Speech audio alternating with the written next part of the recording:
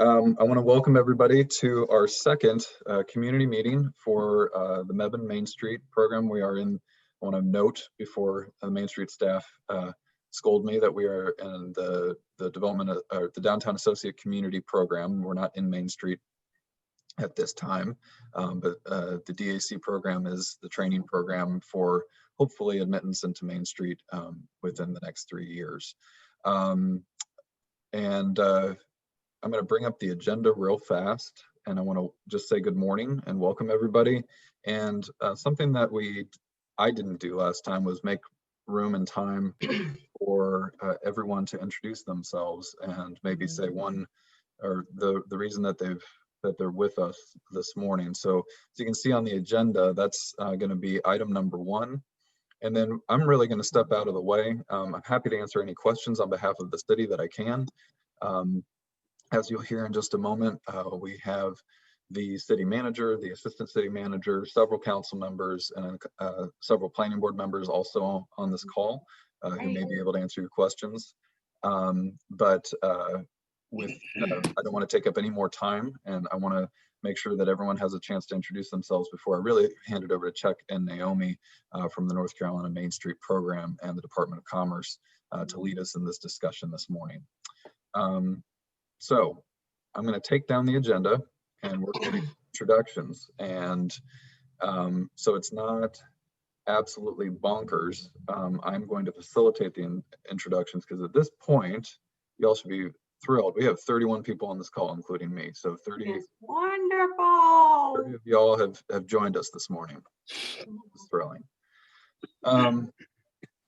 I think I'm going to start. I'm going to begin at the beginning, and the first person, I don't know if this is the first person on my screen is Councilwoman Phillips, if you'd like to begin.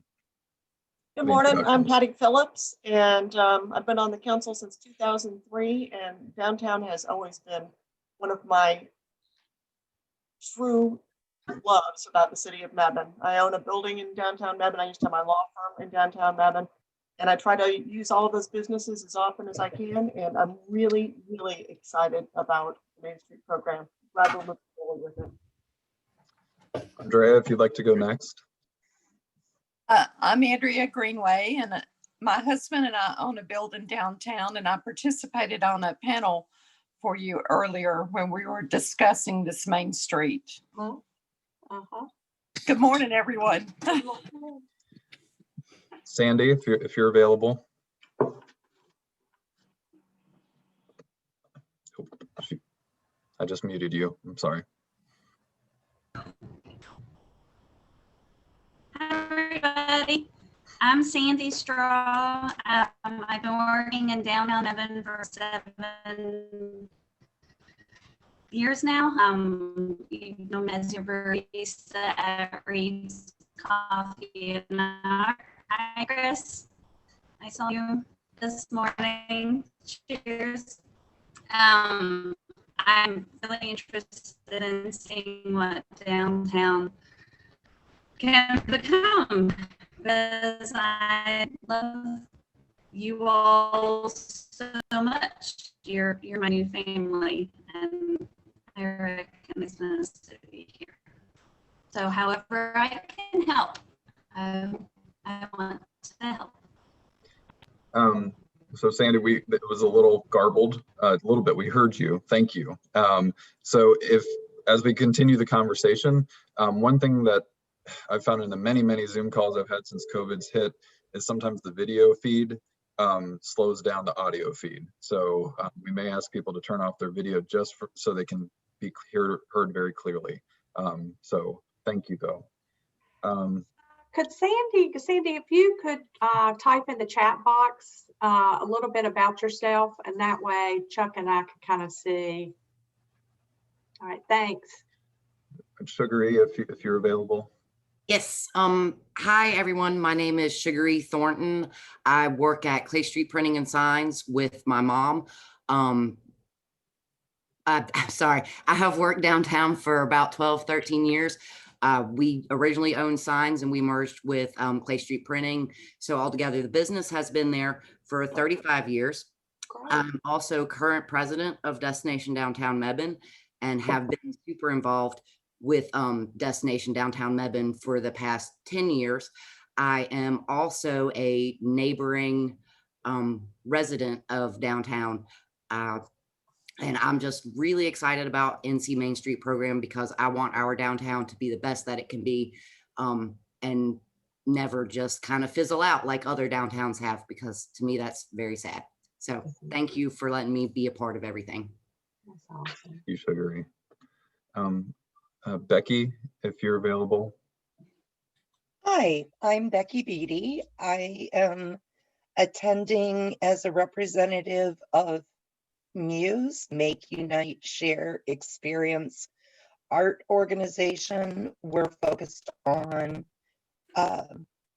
particularly the historic downtown area with our desire to work with the city council and with NC Main Street to be a facilitating point and active creator of public art, like was talked in the vision plan. I have been a resident of Mebane for 5 years now. I came from a very small town in the St. Louis, Missouri area. I'm retired now, but over my working career, I have worked for several nonprofit organizations, including an economic development organization in Joliet, Illinois, which, if you know anything about that region, really needed change and development. I am also a contract grant writer. So I have written grants for probably the last 30 plus years and have been heavily involved in the nonprofit and art world. I live very close to downtown Mebane, so it's very special to me, and I look forward to being supportive and active any way I can. Great. Thank you, Becky. Adam, if you're available, I'd like to introduce yourself. That'd be great. Sure. My name's Adam Powell, and I'm the editor of the Mebane Enterprise, 106 North 4th Street, downtown Mebane. And like most of the folks on here, I'm obviously interested, working downtown and in the interest of the community. I'm fortunate the last 4.5 years got to know many of you, and just want to see this area thrive. Thank you. Judy, if you're available. Okay. My name is Judy Taylor. I am a member of the Mebane Planning Board, and I also live and work in downtown Mebane. So I am interested from just about every angle of my life in what's going on with this project. And I want to mention, Gail, if you're able to speak, go ahead and try. It looks like you're having some issues on your end with your VPN connection at your office, but go ahead and we'll give you 10 seconds. If you're able to speak. Well, just on behalf of Gail, Gail Pettiford is also a long-serving member of our planning board and is on the call and is able to hear and participate in the chat, but is apparently her microphone's being muted by Duke University. So we'll let her take that up with Duke. Steve, if you're able to speak now, that'd be great. I want to say hello to everybody. I'm Steve Kranz. I'm a resident also of downtown, a neighbor of Sugary Thornton. I own Junction on 70, and we are hoping to be also a vital part of the growth and expansion downtown. We are excited to be here. Thank you. Councilman Green. Don't know if you can hear me. Yes, sir. Okay, great. I'm here. I'm Everett Green, Mebane City Council. Very excited about what we're doing and what I hope is going to come out of this, and can't wait to see the results. Thank you, sir. Councilman Ewing. There we go. Hopefully all you can see and hear me. Councilman Ewing, one of the newest members. Downtown was one of the main reasons I moved to Mebane. So any opportunity there is to help improve, grow, and support downtown, I'm there. So I'm excited for this program. Thank you. Thank you. Martha, are you available to speak? Yes, I am. Good morning. I moved from Raleigh for a little over 4 years ago, and I just wouldn't be anywhere else but downtown Mebane. I have lived in Mebane, lived in downtown since I arrived here, and just thrilled at the progress we've made and certainly will be making the days to come. I served on the downtown vision plan and really excited that we're in the next step now. Thank you very much. Jeff, are you available to speak? Yeah, hey, this is Jeff Johnston. I'm the headmaster at Bradford Academy, little private school here in Mebane. I live in downtown, right out there on 4th Street, and our upper school, our high school students meet at First Baptist, and they love walking downtown. I've got 4 of my own kids, and they've grown up here, and we're very excited to see what's going on downtown. We love the proposed plans and improvements, and we're looking for following the progress. Thank you very much. Catherine, are you able to speak? Yeah. A little bit, you're a little garbled. Can you hear me? That's a little better. Okay. All right. My That's good. apologies. I'm actually joining you guys from my vacation in the mountains this week. But I'm Catherine Mathias. I am the owner of Impulsive Creativity, one of the stores downtown. I am a lifelong Mebane resident. Been here my whole life, not looking forward to going anywhere. And I'm also the treasurer of Destination Downtown, a member of Mebane Merchants, and a member of Muse. Thank you very much. Thank you for joining us on your vacation. You're welcome. Anais, if you're available.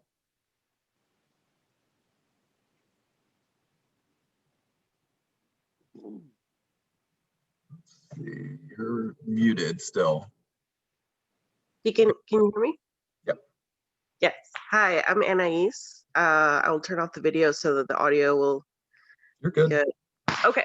My name is Anais Ponce. I'm the owner of Hyperion Bar and Lounge, which has been open for, it'll be 2 years in January. And I love downtown. It was one of my favorite places to go when I first moved here 6 years ago. And I'm just happy to be a part of it. And I'm really excited about what's to come. Thank you. All right. Jacob, are you able to speak?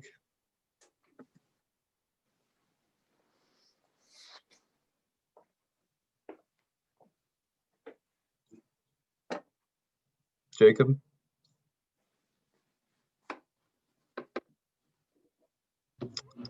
Okay.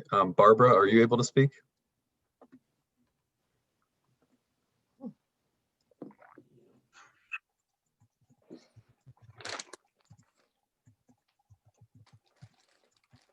Hello. Hi, Barbara. Good morning. Good morning. I'm Barbara Gutman. I have a retail store in downtown Mebane, Melville Trading Company. My family also owns a couple of the buildings in downtown, and my husband and I are general contractors, so we've actually rehabbed some of them. So we're really interested in continuing the beautification of downtown. Thank you. Kelly, are you able to speak? Can you hear me? Yes. Okay. I'm Kelly Potter, and I own Soul Garden, and we are a gift boutique in downtown Mebane on the corner of 4th and Clay, and we are getting ready.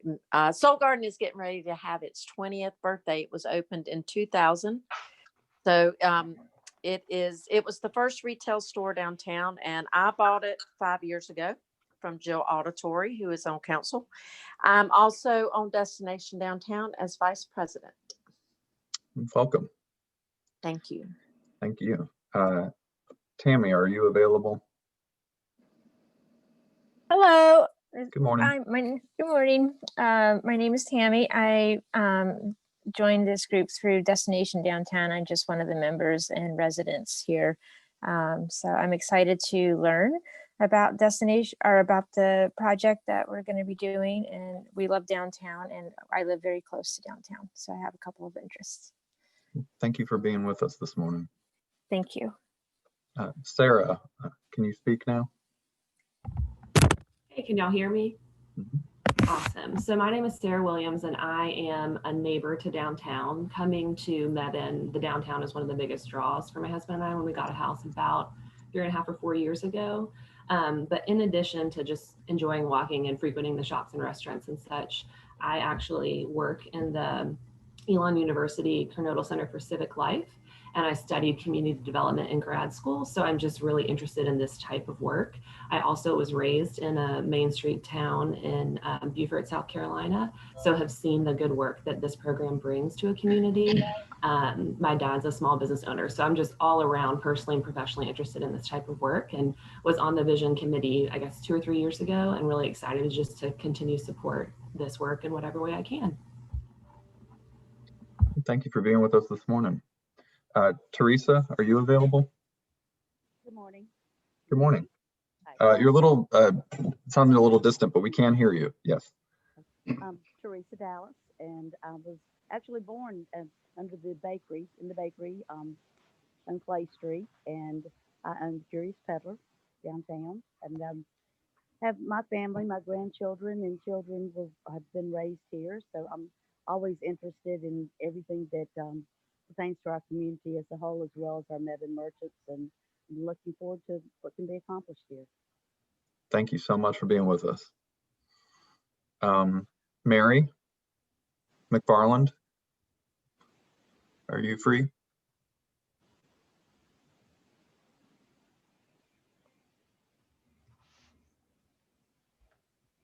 Mary? Okay, there's 2 Marys on the call. I'm wondering if they're both you, but I'm going to unmute. One's muted, one's not. So I'm going to ask the other Mary to speak if it is Mary McFarland or if it's somebody else. Good morning. Yes, good morning. I just love Mebane. I always have. Live walking distance downtown, been involved in a lot of communities. Let's just get it going. I'm Sounds good. Proud to be part of the process and have a voice as always. Thank you so much for being with us. I'm not sure. There's a couple of, there's 2 folks on the call, one of whom is participating by an iPad, and all I have on your screen right now is iPad. So if you could let us know who you are and why you're joining us this morning, that'd be great. It might actually be me. Yes, sir, it is. Thank you, Mr. Mayor. You know, technology challenge to say the least. Plus, I'm not really dressed, so probably good. Yeah, it goes without saying. Everybody's comments. You know, it's a tremendous program. The council's very supportive, but I do want to say that it's going to take cooperation. It's going to take participation, and it's going to take a lot of people joining in and being very positive to make this thing happen. We're looking forward to it. The council, like I said, was fully committed to it. So looking forward to it, guys. Thanks for the opportunity. Thank you, sir. We have one more unidentified participant with a phone number that ends in 1166. If you could chime in, let us know who you are and what brings you here this morning, that would be great.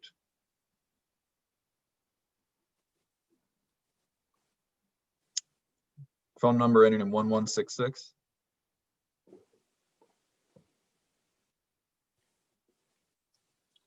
Okay. With that, did someone say something? Okay. With that, I'm going to go ahead and ask staff to introduce themselves who are on the call. We'll start with our newest planner. Good morning, Audrey. Hi, good morning.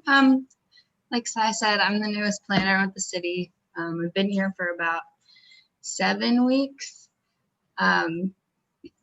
it was really cool hearing everybody downtown introduce themselves, and I'm just really excited to have a chance to work on this project and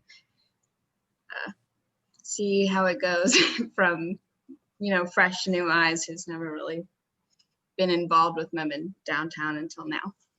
Well, So. Look forward to having you on board, Audrey. Ashley, if you want to introduce yourself. Good morning. My name is Ashley Oimby. I've been with the city for a little over 5 months now, and I am a planner as well. I'm excited to see how this meeting goes and what the Main Street program will do for downtown. And if I can just editorialize a little bit, both of these new planners have taught me a ton in the time they've been with the city. I'm looking forward to what they can bring to downtown. A lot of new ideas and a lot of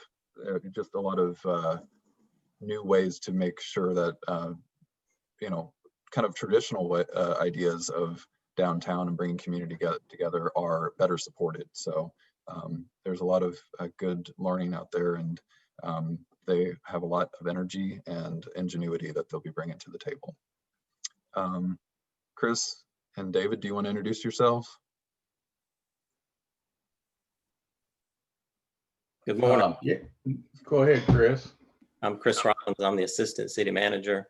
I pretty much every weekday morning start off downtown with a great cup of coffee for about the last 7 years.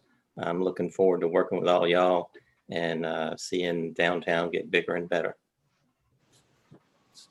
Good morning, everyone. I'm David Cheek. I'm the City Manager. I am going to be retiring February 1, and Chris Rollins is going to be your new City Manager, but I plan to stay in Mebane and continue to frequent downtown. I think the best description I've heard of downtown was by the guy that built the apartments, renovated white furniture. He said one time in the council meeting when he was presenting that project and trying to get it going, he said that your downtown is the heart of Mebane, and I really think it is. It's sort of the pulse or the beat of Mebane, and I hope we can keep it that way and keep it positively charming. Many thanks to y'all. There's one person joining us just now, and don't mean to put him on the spot, but Dan, if you'd like to introduce yourself once you connect. Just want to make sure that you have a chance to share what brings you here this morning before we move on with the meeting.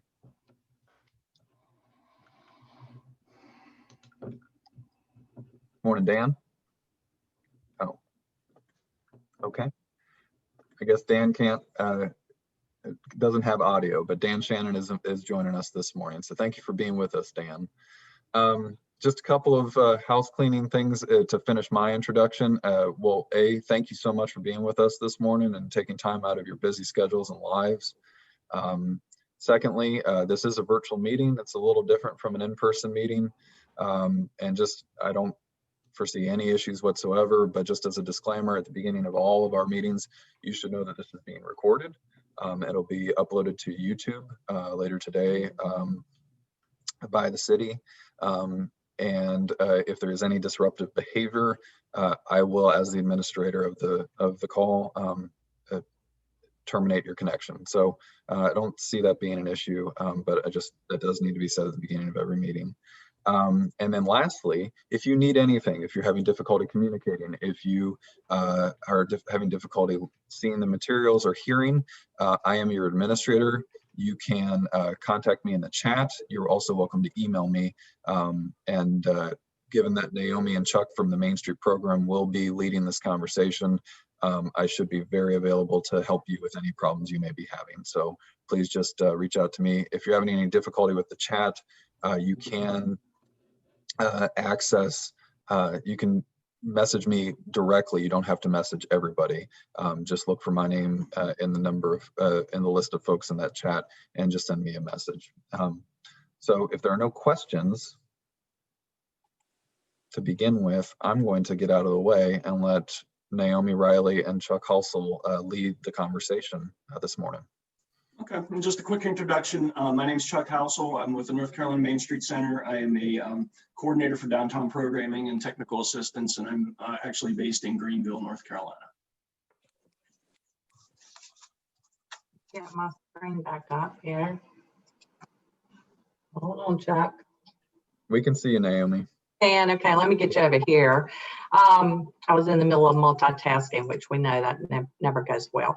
I am Naomi Riley, and I have worked with the state for a little over 4 years, but prior to working for the state, I was the Main Street director in Fuquay-Varina in North Carolina, the hometown where I grew up.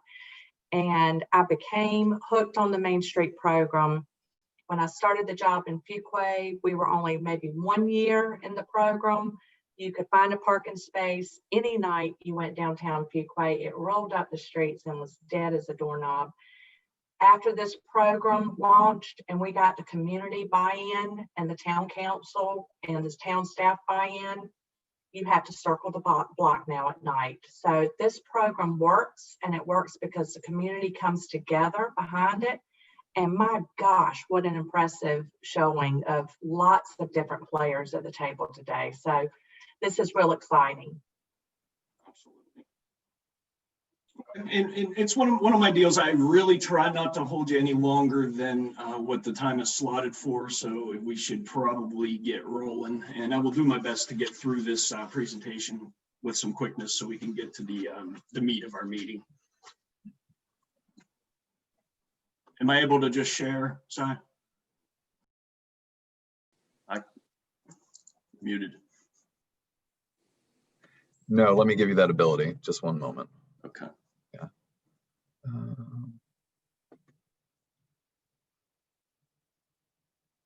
Okay, you should be good. Let's see if I can find it now.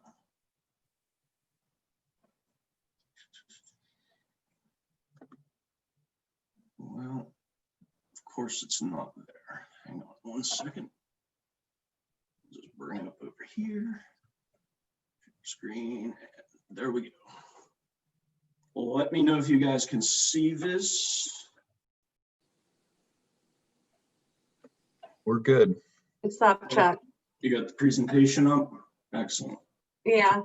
All right. Do the slideshow. Yeah. Okay. Okay. This is the. Go ahead, Si. Okay. It looks good. I know you've had issues with full screen, so we're all good. Okay, perfect. All right. This is part one of one of our training modules of the organizational piece. And organization is one of the 4 points of Main Street. So that's the one I'm going to give you a really quick, brief overview of it this morning, and it's probably going to be even quicker than the 15 minutes that it was supposed to be. But we'll get right through it. Like I say, it's one of the 4 points, and it focuses on how your organization is structured. We're also going to touch a little bit probably on municipal service districts, and I'll explain what that is in a minute. The meaning of organization, or the definition of it, according to Main Street, is right there on the screen. This is building human and financial resources through public and private partnerships to achieve a common vision. And I heard several of you guys mention a downtown vision earlier, and we'll try to incorporate all that previous work into the things we do. And when we say vision, we mean more of an economic positioning statement. And again, as you stick with us through this program, we will definitely get more detailed with that as well. Out of our 67 Main Street communities, you can see there are 3 different kinds of organizational structures. I guess I should preface that before I go into this pie chart. There are your traditional nonprofits, which are not really attached to the governmental unit. They function on their own and work as an economic development, and I guess I don't know, lost my train of thought on that one, but The city program, which is kind of how you're structured up now, which is, you know, city staff would be running it, and an advisory board kind of walks them through the process. And then there's also a quasi model, which is the city program, or the city pays and finances the staff person who is the executive, who serves as the executive director, but then they serve as a liaison between the city and a nonprofit that stands alone. So I probably confused y'all thoroughly on that, but I will explain it more, I promise. So as you can see, it breaks down. We have 17 nonprofits, 29 quasi structures, and 21 city-only structures within our 67 programs. And 33 of those 67 have municipal service districts. And what that is it's basically an additional tax district for the downtown, so that the money would then funnel into the program, basically to allow for, you know, really anything you need funding for, events, anything like that, staff, whatever. Let's see. Determining the best structure. Again, I'll go through this again. Nonprofit, the board controls the operation of the organization. The city, you have a council appointed advisory board, which I imagine a lot of you folks on this call right now will possibly be on that board as we move forward. We've had 4 applications already, so okay, we're that's fantastic. Yeah, fantastic. And again, they make that group would make recommendations, but they don't set the policy for the program. And the quasi-private, again, it's more authority than advisory in the board, but there is a nonprofit still attached to the city employee, or the program. So the city employee is kind of the figurehead for, or the liaison, I guess is what it says there, between the two organizations. And that you'll have time to determine which one is going to be better for you in the long run. We had one of our recent ones that just moved up. They started out, they were going to be city, and then they went to the quasi, and then they ended up settling on nonprofit when they actually came into the program. So whichever one it is, this is a collaborative effort. You need partners, both public and private, for this program to succeed. To go a little bit into the nonprofits, is that do you think that maybe of an interest, the nonprofits, or is that more you guys more leaning towards city? I'm just throwing it out there. We're interested in exploring all of our options. We know that Burlington has a nonprofit structure, and that has its pluses and the minuses. Yeah, we'll go through some of those. Yeah, so just if we can get an overview of great, that would be helpful, just so we know what the options are. Oh, absolutely. Yeah. Well, I was gonna do that anyway. I was just curious. Okay. Yeah, and so I think it's good to listen to what some of the benefits of having some kind of nonprofit component. Y'all are in a really good position starting out to decide. It's much harder to be a city-owned program and then taking over the nonprofit that did the Main Street program. So right. that's a harder situation to do. So I'm glad that y'all are interested in seeing if there's some benefit to having a nonprofit part of it. I think we're definitely exploring our options. Okay, so 501c3 is probably the most common that you'll see. It's publicly supported, and it must pass the 1/3 test. And basically that means the 1/3 of total support either comes from governmental units or contributions made directly by the general public, or by generous donors. Some of the pros of the 501c3 is you have the separation between government and the nonprofit. It's not the same organization. A lot of times businesses and people are more willing to work with a nonprofit since they're not actually the government, government bad. But most foundations, they do have grants and things like that. And you can get more access to them, if you do have that 501c3 attached to your program. Private individuals can deduct contributions, so it can be a write-off. Nonprofits can create or can have other alternatives for benefits and things like that for the program. And it definitely has more flexibility, both with time management and things like just logistical things than an actual government program. The challenges are the stability. You're always looking for the funding. You need the funding to come in. Employee benefits sometimes are a challenge. If if the nonprofit is paying for the employee, then a lot of times they're really scraping for funds to make sure that that position's covered. And just keeping up with all of the nonprofit status and things like that, and reporting all your records and accounting, that's definitely a challenge.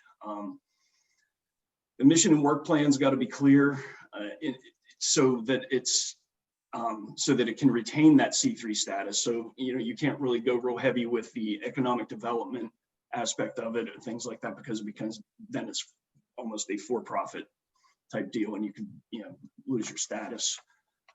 Can't contribute to political campaigns and can't make substantial income. 501c6 is the next kind. This enables businesses to deduct a portion of their memberships to the organization. This one is a little easier to obtain. It's less scrutinized. It can conduct an unlimited amount of lobbying on behalf of its members.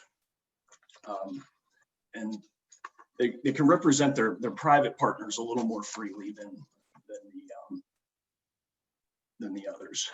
The challenges there again is stability, the benefits. It's pretty much the same thing through the for the challenges with all of the nonprofits. But the difference here, the 501c6, you can have a little more challenges.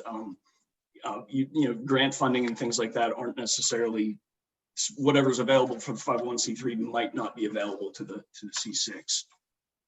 And tend to only market to the business members, when you need broad-based support. That's how it happens. The 501c4 serves a wider range of beneficiaries than the C6, usually formed from civic or social welfare purposes. That's pretty easy to obtain too. Less scrutinized, can represent their private partners freely. Again, the challenges are the same as before, and there's no tax benefit for anyone with the C4. So, city program, obviously the city or town takes a role, strengths here. They hire the director, they provide the benefits, the salary and all that stuff. Recognize that it shows that the city buys in that downtown is, and I heard this a couple times also, is the heart of the community, and it should be an economic driver in the community. The goals are achieved quicker because you have more, I guess, more financial capability being a governmental unit. Let's see, definitely more resources, staff resources. I'm not going to continue to read all of these. You guys can see them on your screen, but we'll talk a little bit about it.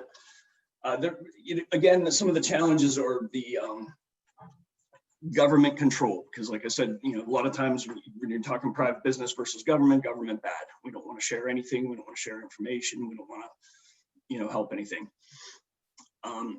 The expectation is of that, the city will take care of it, whatever the problem is. The staff has to drive the program rather than it, being like a grassroots sort of initiative. But I don't think that would be a problem here, considering how many folks are here on this screen and available to, to take part in this. I think you've got a really great group right there.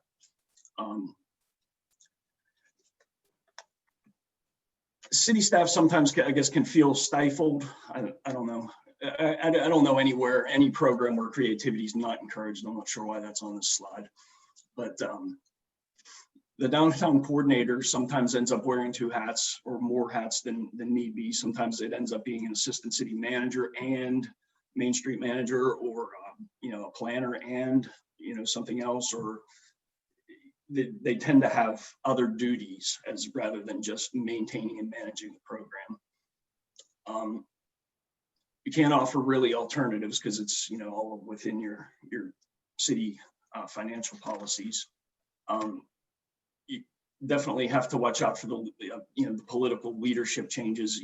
Sometimes a city council will be all on board, but then for whatever reason they're removed, or some of them are removed, and the other folks don't feel the same way. So that can be an issue with the city program. And it's tough sometimes to maintain that spirit of volunteerism when you're a city-run program. Quasi, basically you have all the benefits from the city. So you have the buy-in, you have the staff, you have the funding for the position, benefits provided by the city, nonprofit status, which, you know, as we said, the quasi would be, you know, the city staff person or the director is the liaison between them. So there would be a nonprofit arm. So you could still be eligible to receive grants and things like that. So you have a lot more flexibility. Challenges here, some restraints, political leadership changes again, engaging private sector. Maintaining volunteerism is tough again too, because it has that perception that it's through the city. And the director could also be pulled in too many directions because they could also wear other hats for this, you know, for the city. They could be information officers or a number of things we've seen. So the rule of thumb here, the C3 is a charitable, educational, and publicly supported organization. The C6 is a business focus. It's probably more like a chamber of commerce or a business association, which you folks may already have. And the C4 is a civic and social welfare focus, and they're the most commonly used in ours. Most of ours are actually 501c3s. As far as the nonprofits anyway. So anyway, this is our organizational models. This is where it breaks down. We've got or nonprofits, we've got 19, city department 22, quasi is 28. And again, those challenges that I'm not going to read to you again. Purposes for all of the nonprofits again right here. Kind of how they're structured, what they're allowed to do, what they're not allowed to do. And again, I'll leave that up for a couple seconds. You guys can read over those. And I will send this, at least a PDF version of this slideshow to Cy when we're done here, and he can distribute it out to everybody that was on the list. So if you want to look at something closer, it will be available to you. I'm trying to move along so we can get to our facilitation. We're not going to go with that. Let's see.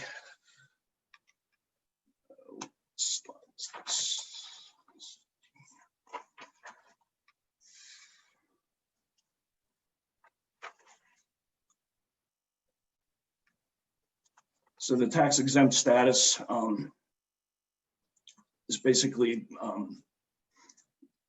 where you need to go to get that.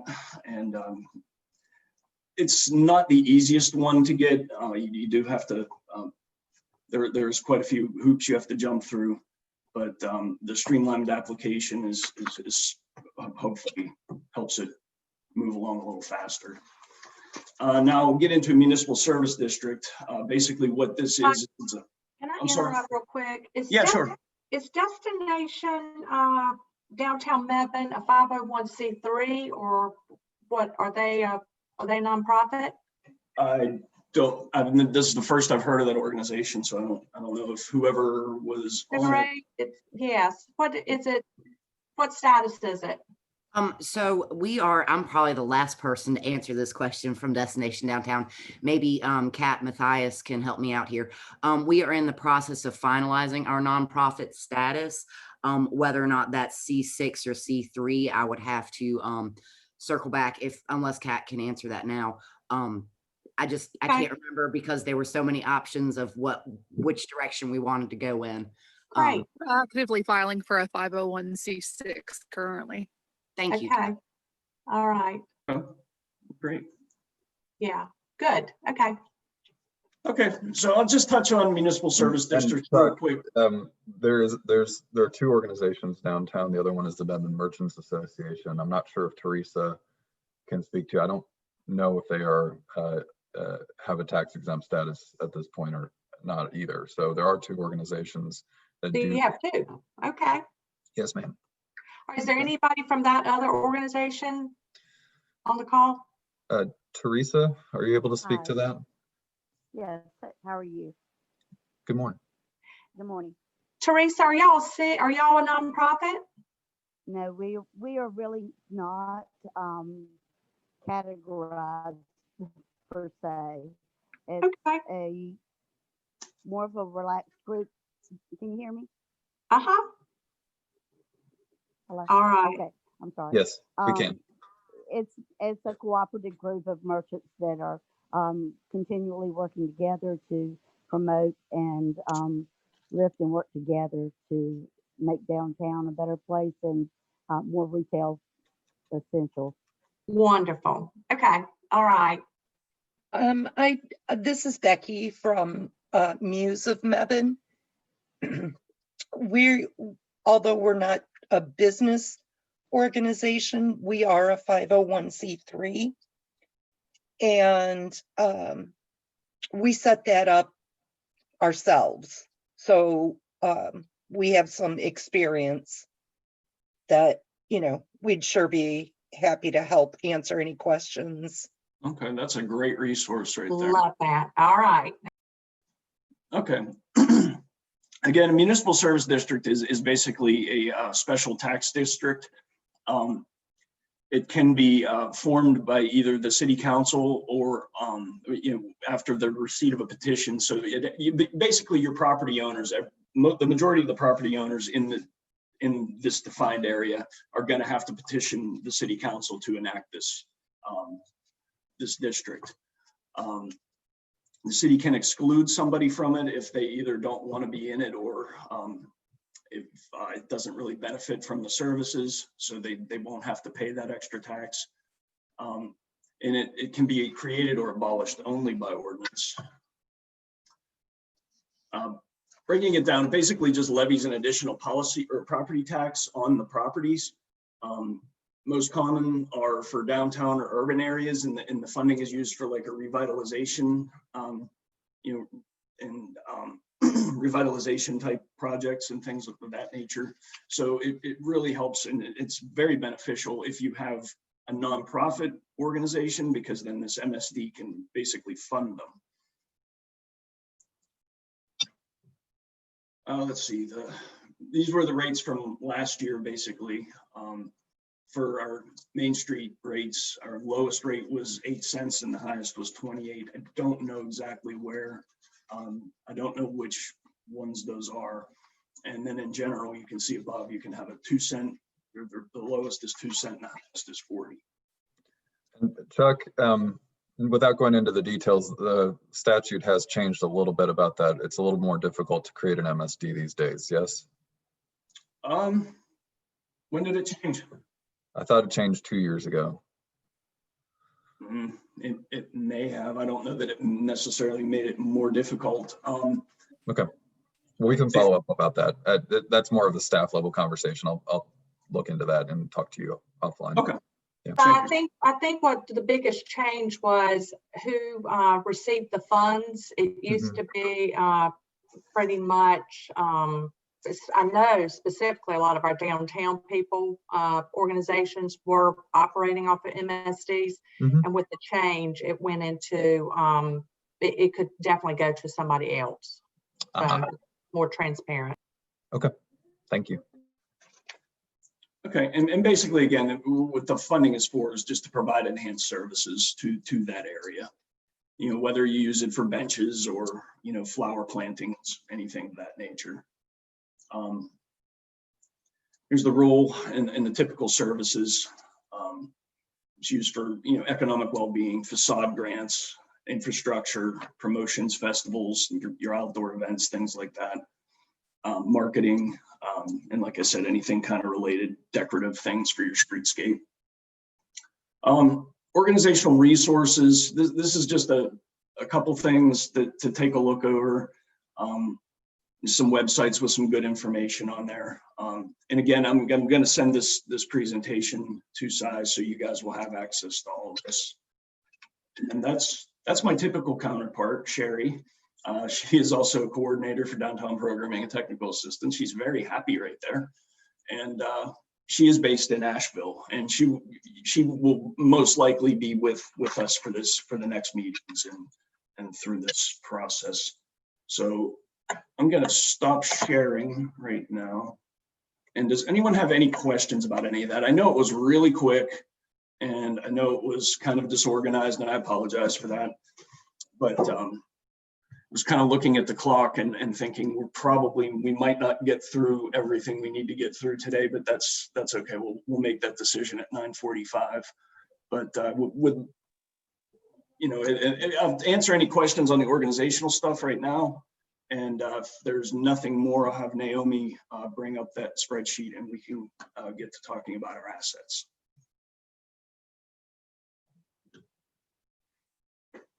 Anybody?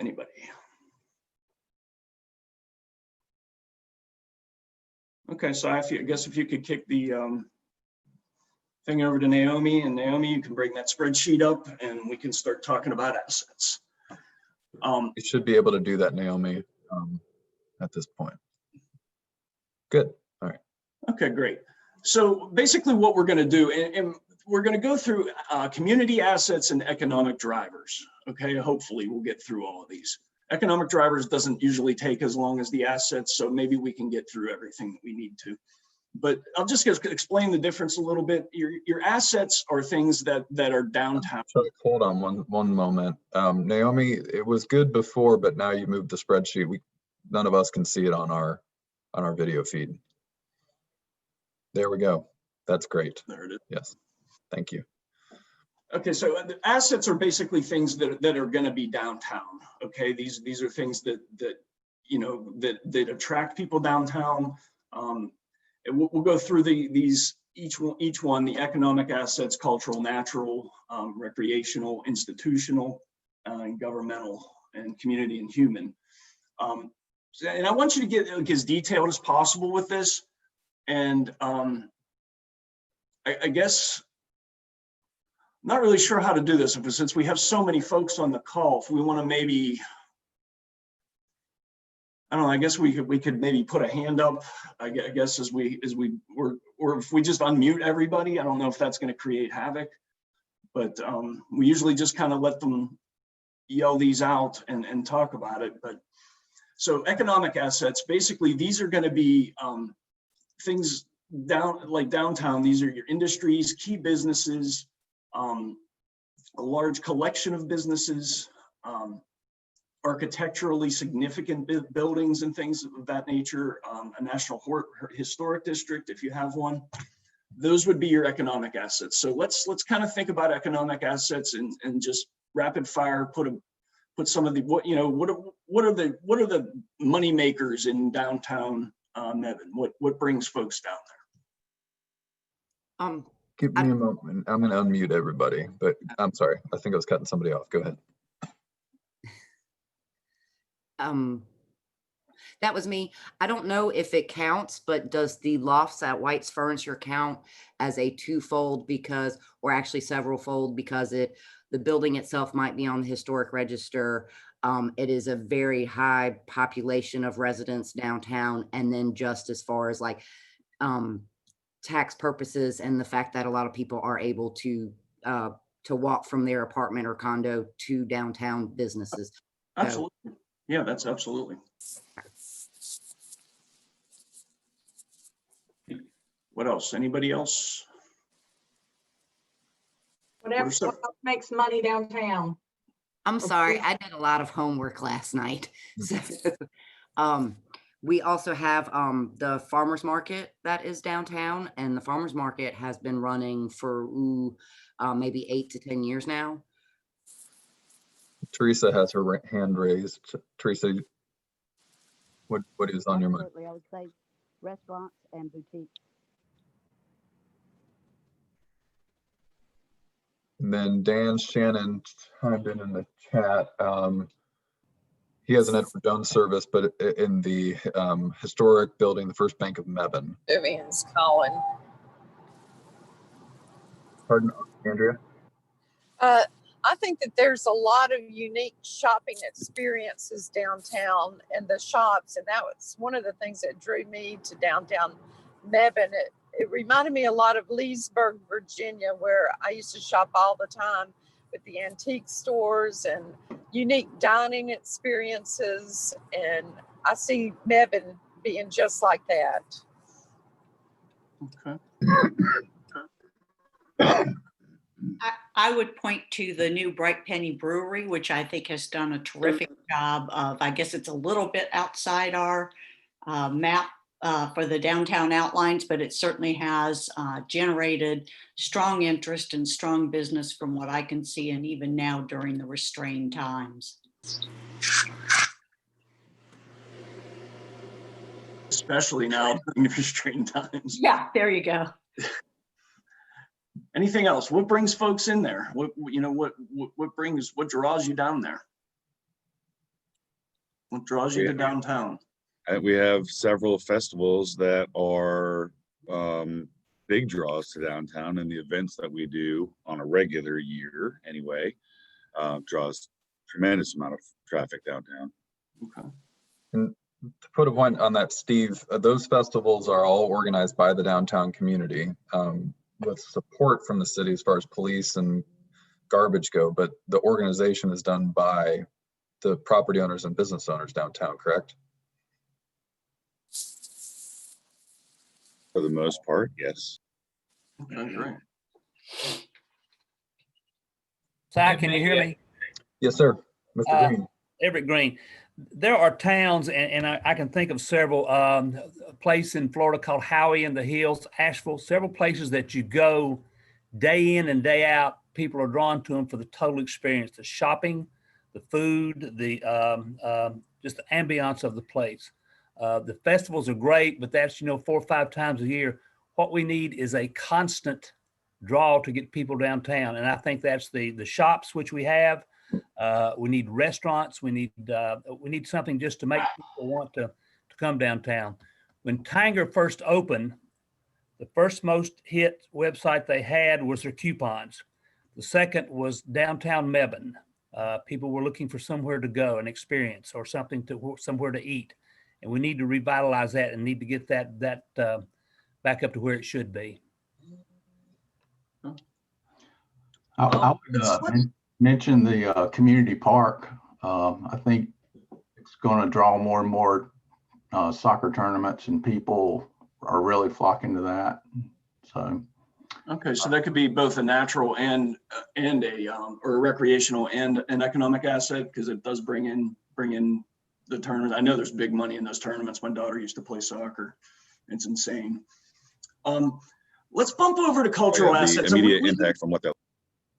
We can keep this list going, and if you guys just want to make some notes and jot stuff down, and we can get you maybe once we get this spreadsheet done, get it sent to sign. He can send it out to you guys, and you guys can fill in whatever else you came up with. But again, trying to keep us on schedule. So the cultural assets, let me explain those real quick, are basically your arts, music, history, heritage, sites, anything like that, significant family lineages, and anything of that nature. So go. The Mebane Museum, it's not really, it's a block or two out of downtown, but we have a neat setup in the old recreation center. Okay. The library being so close in downtown. Built in an old mill. When you say close to downtown, how close? Well, I guess it technically is, but it's on the other side of the tracks. So walking there, I think, can be precarious for some folks, but it's doable. Mm-hmm. It would be about 2 blocks from the tracks. Yeah, it's certainly walkable. It's technically within the district, the downtown district that we included with our application to the program, Naomi. Perfect. Okay, good. All right. But is the Mebane Museum technically in the district? It is not. It's I believe two blocks south of that district, okay. in a kind of historic bungalow home district of the city, of the old, I guess you'd call it the older part of the city. All There's right. North Mebane and South Mebane of traditional homes. Okay. All right. What else do y'all have downtown? We do have some pretty famous historical industries, as far as, once again, White's Furniture, who built furniture for the Panama Canal Project.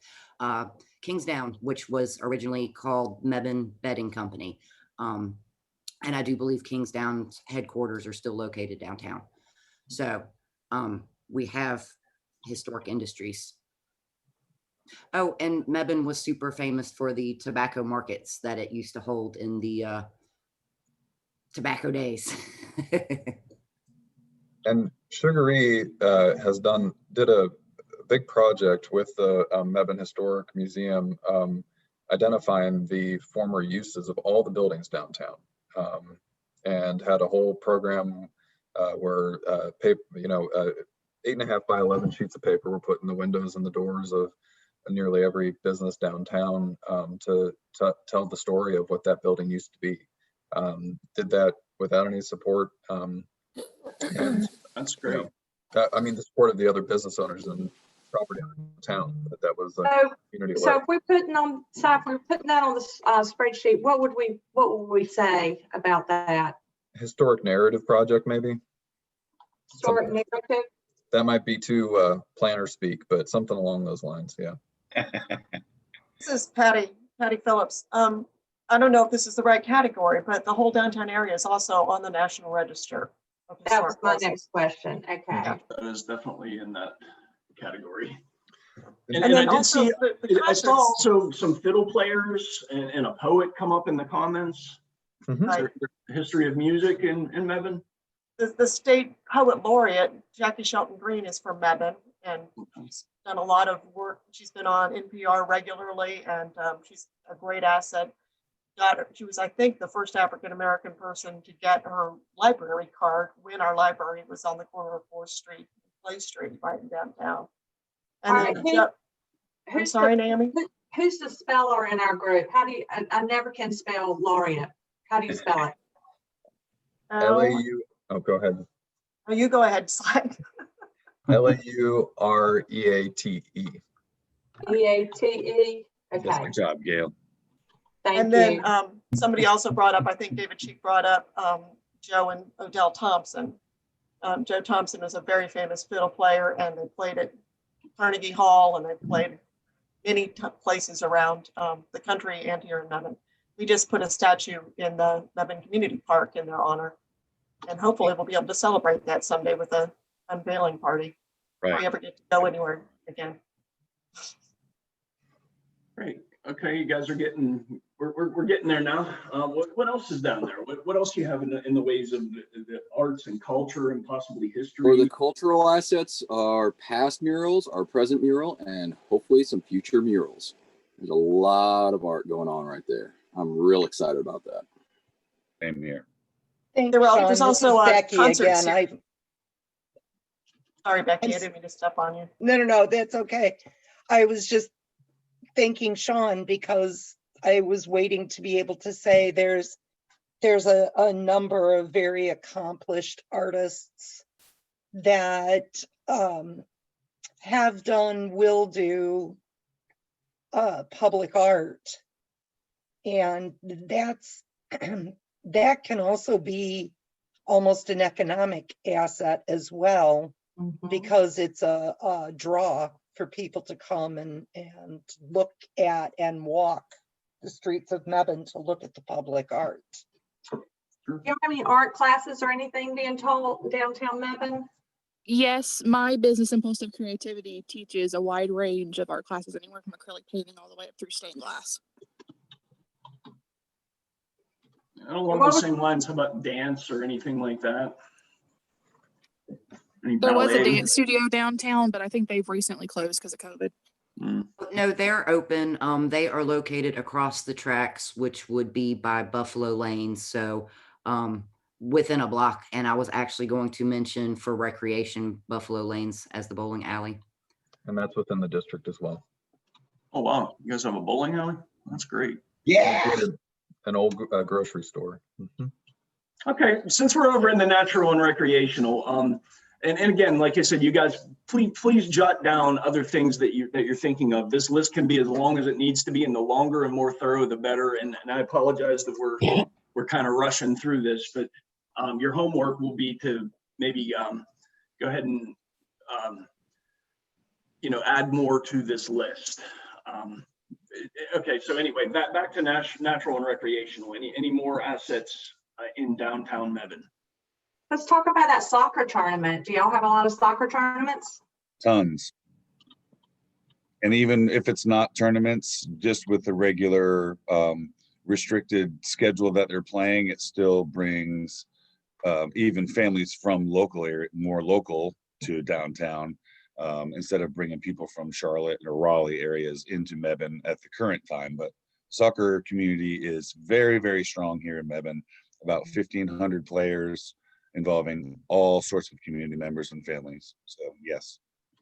And since we're on that topic, one of the interesting things related to the 501c3 is that's a very strong relationship Mebane already has with a nonprofit, because the Youth Soccer League is an independent 501c3 group, and has been for many, many years. And that's something that has worked very well between the city of Mebane and the Soccer Association. Okay. And thank I you, was also Michael, going to for mention getting just that. the Mebane on the Move and the running group and walking groups, that there's so much walkability downtown, and a lot of organizations get folks together to take advantage of that. That's great. I was actually going to say that all of our trails start downtown, right by the bell. Wow, love that. Yep.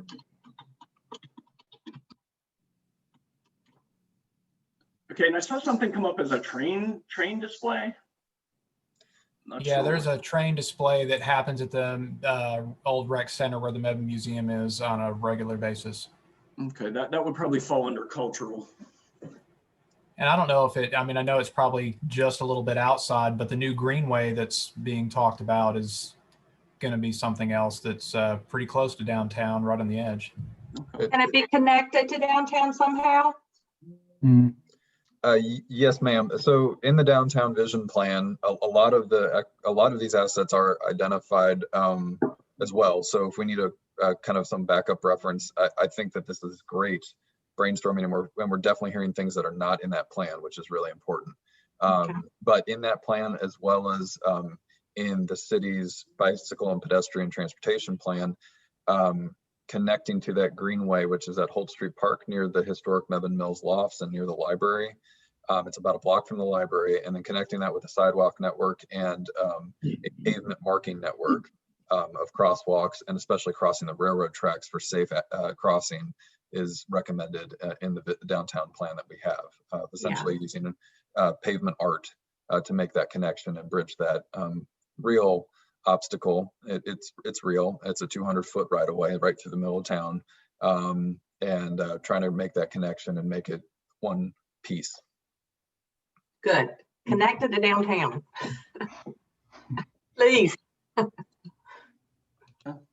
There's a volleyball court in downtown.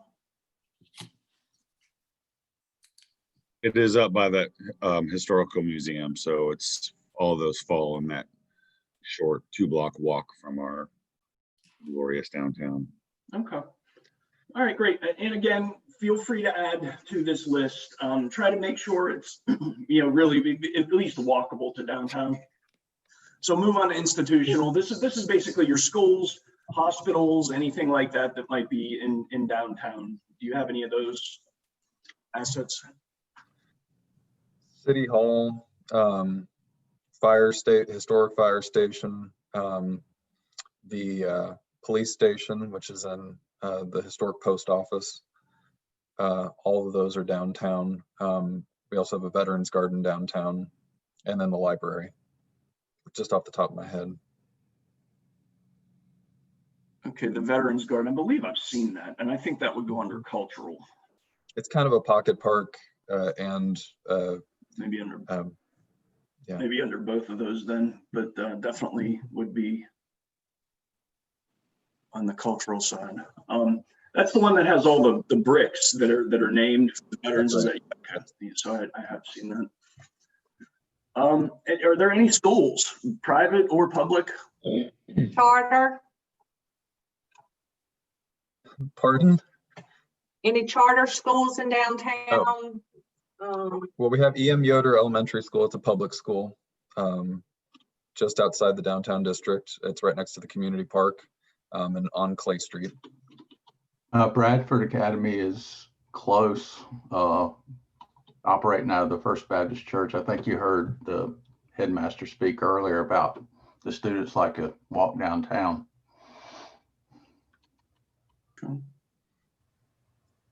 Can't spell this morning.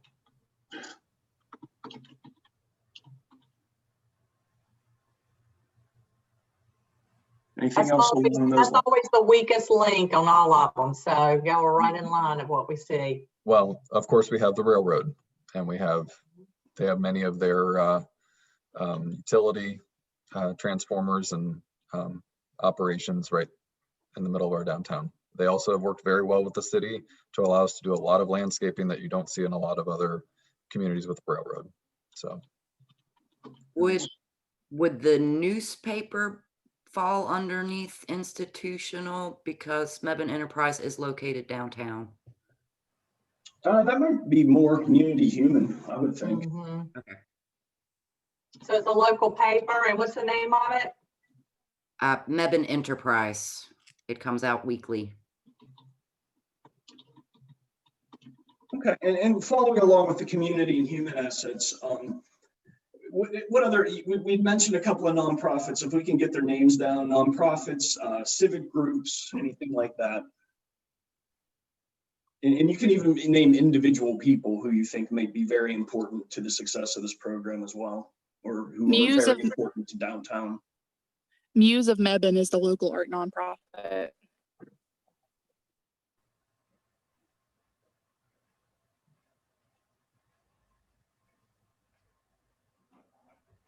There is Destination Mebane on the Move. Mebane on the Move, yeah. Yeah. I might include some of the veterans groups such as VFW and the American Legion. What did you say it was? The American Legion post 1920 and VFW. The VFW, Veterans of Foreign Wars. They're very active in our community. They host Memorial Day and Veterans Day events and do a lot of good civic activity in the community. They give scholarships and whatnot. Oh, great. And they have a Legion Hall right in the downtown district. Yes. Okay, so the Legion Hall. Chuck, where would that go? Would that go institutional or government? It's not really government. No, it's not government. It would be, would probably be institutional.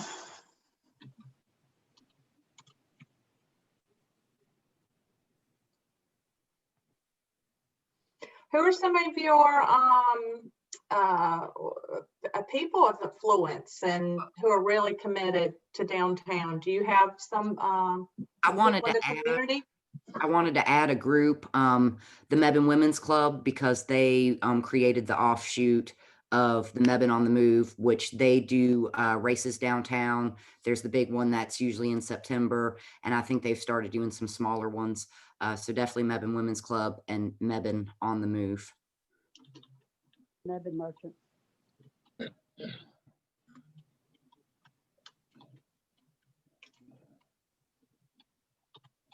Okay, that's a really good starting point. And again, when you get your copy of this, go ahead and fill it in, and or send Cy your recommendations and to add to this list.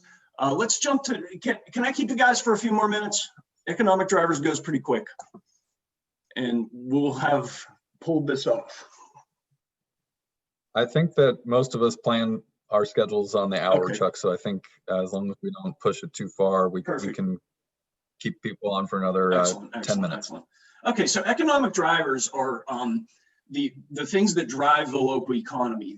Basically, and it's not necessarily downtown. Downtown could be an economic driver, and probably is. But this could also, what brings people to the area? Why do people come to Mebane? What brings them to the general, that general area? Where do they work? What are the big employment centers? What are the big shopping draws? Anything like that? Those would be your economic drivers. And like I said, it's not limited to downtown. But okay, quickly with this one, and we'll be out of here. Well, I hate to start with Tanger since we're talking about downtown, but that's the big thing that draws most people to Mebane these days. There's There's golf, there's everything. What did you say it was? Tanger, Tanger. Yeah, the outlet. Okay. Yeah. And this may be further afield, but when I first moved to Mebane, I lived at the Lofts at White Furniture for the first 3 years. And I was struck by the incredible number of people who had chosen Mebane first and the Lofts second because one spouse worked in Cary and the other in Winston, or Greensboro and Durham. And you all city leaders certainly know, and everybody's seeing the result of this, but we're ideally situated. So if you want to go global, we're in the middle of being an ideal spot for work locations and being a great midpoint. Yeah, Mebane has a really large industrial complex that's got some international and global companies like XPO Logistics, Nipro, Lotus Bakery, and that's further over by the interstate off of the new 3rd Street bypass area.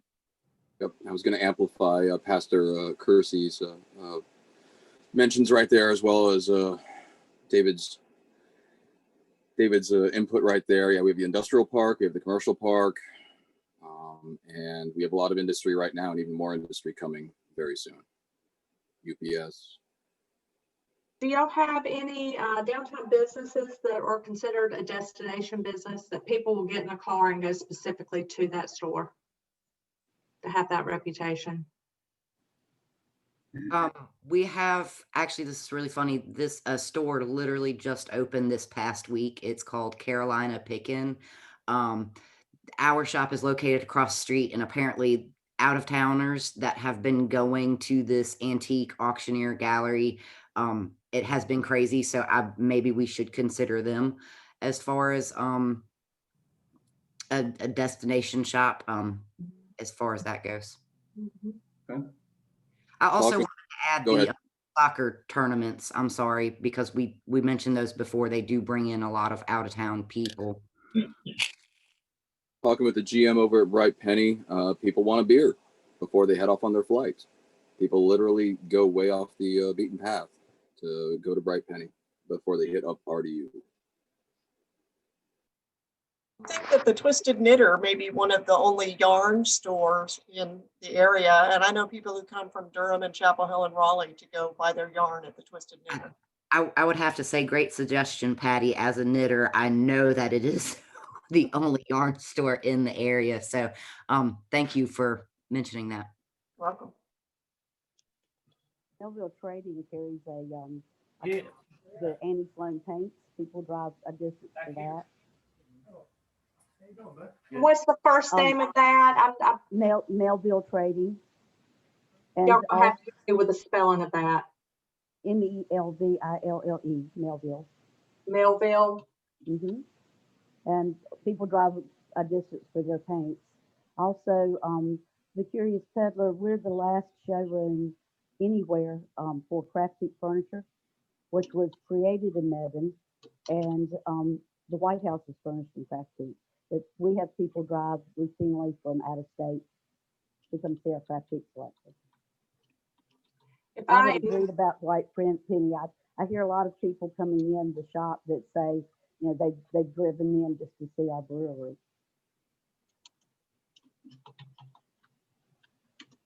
So, hi, this is Anais. So for the short term, our, nightlife is not a thing, right? But if we're thinking long term, 3 years from now, or hopefully a year from now, our nightlife used to be very lively. And I know for Hyperion, the decor and everything that I get from other stores downtown, and I know other places use other nightlife spots and other stores use Clay Street printing for their signs. And I think in the short term, nightlife isn't a thing, but it will be. I believe again. It will be. Okay, and anything else that's a large draw that brings people either to live or to visit Mebane? I work at Elon, and I know a lot of our students go in search of coffee shops. And so I think if it's not Tanger Outlets, they come for the coffee shop and then go, oh, this is kind of cute, and then check out the other opportunities in downtown Mebane, whether it's shopping or food or drink. Okay.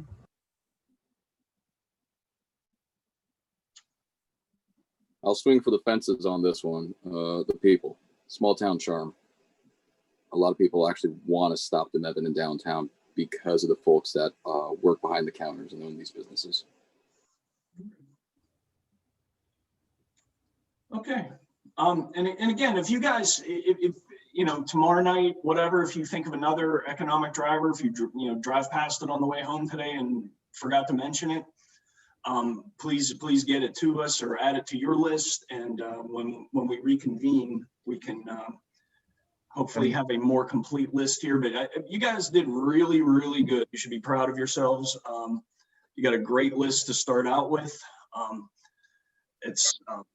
And Chuck, we had a very active chat going, and a couple folks can't talk, Gail and Dan in particular, but I saw that Teresa and Becky also were contributing to the chat, as well as our city manager. So I'm going to save that chat so we have it for the record, and we can reference it again in the future as well. So if you contributed there, your contributions will be included. Chuck, would it be beneficial for me to send the spreadsheet to Cy, let him get everything in the chat, and then send it back to you and Sherry? Yes, that would be very beneficial. Okay, I'll do that. Okay. Thank you. Okay. So basically that's pretty much it for this meeting. You guys, like I said, I really appreciate your attention, and I'm so, you know, this format is just not the greatest for these kind of events, but thank you guys for bearing with us and bearing with me through this. I hope we didn't bore you too badly, but like I said, a great participation, a lot of great information. Our next meeting, I believe, is scheduled for another virtual platform, yay, but it's scheduled for November the 12th.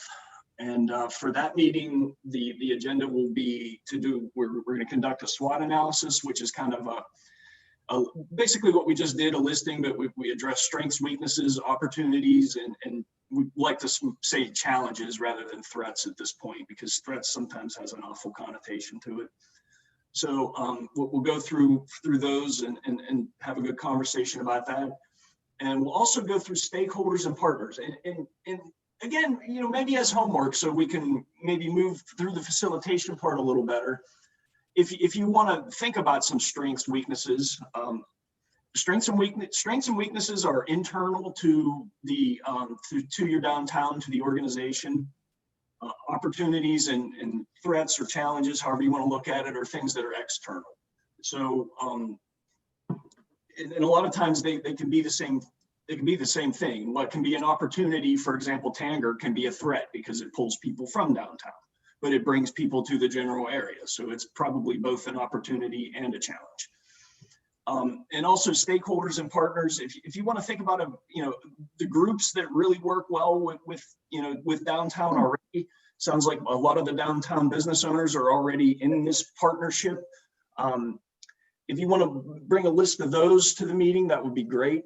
And stakeholders, pretty much everyone's a stakeholder in downtown, because downtown, if your downtown is not flourishing, if it's run down and whatnot, that carries over to the rest of the community sometimes, most times actually. So everyone pretty much within every resident in Mebane, in my opinion, is a stakeholder in the success of downtown, but not everybody is a partner. So we want to identify, those that are going to work with the program. So for that, I will turn it back over to Cy if he has any final thoughts. If I can say one thing before we close, this has been impressive to have this many people at the table. Y'all are all the ambassadors of this movement. And I will tell you from my experience in Fuquay, when you started out with only about 30 people that believed in this Main Street thing and believed that downtown mattered, and we had Raleigh we were competing against, you're creating a movement. And all of you have the opportunity to really, 5-10 years from now, turn around and look at your nightlife and say, daggone it, we did it. So I just want to thank all of you for being here. You all have amazing talents that you bring to the table, but y'all are already in a good place, and now it's just rallying for support to get down here and support the small business owners, and everything else starts happening. So thanks for letting me come today. Thank you, Naomi. Thank you. Yeah, unless there's any questions, I don't have anything more to add, except that meeting is on Thursday, November 12th. The city does observe Veterans Day on Veterans Day, which is November 11th. So city offices won't be open that day before. So if you have any questions, please get in touch with me well before that meeting date, so I can make sure that we address any of your concerns. You will also not be receiving the Zoom invite the day before. You should look for it on Monday or Tuesday. We do a planning board that Monday, just so you're prepared to get that Zoom information a little bit earlier than you did this last time. And we'll do a better job of getting the reminder out we'll get it out to you at least a week in advance. Thank you all. Okay, thanks, guys. Thank you, Sai. Good meeting.